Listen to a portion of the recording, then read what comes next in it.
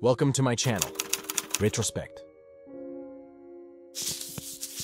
You have to agree, Grandpa's appearance is truly memorable. I would even say, more than memorable.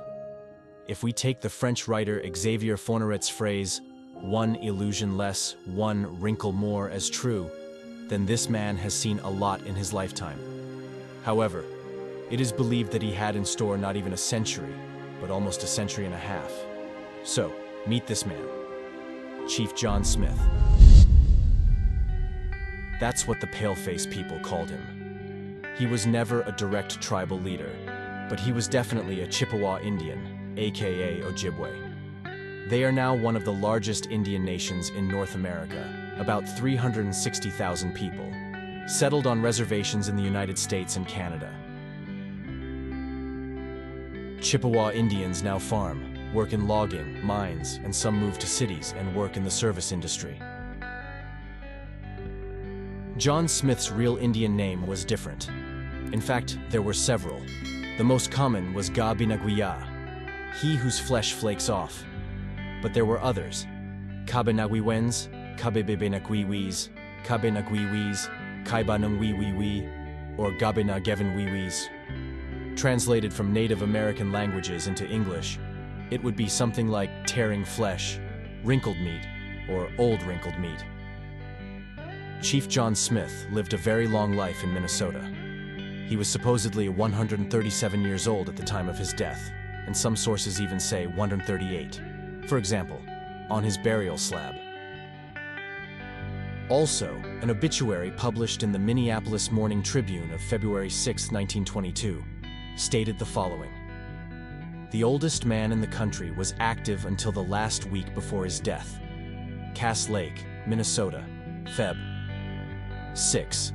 Gabinageven Vaughns, also known as John Smith, a Chippewa Indian rumored to be 137 years old, died today after a week's illness from pneumonia."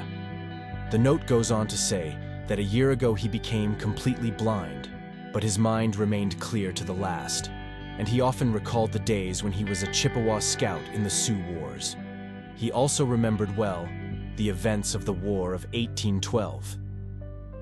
He was often fond of repeating that he had never fought against the white man. And until 4 years ago, that is, before 1918, he had never been in a big city.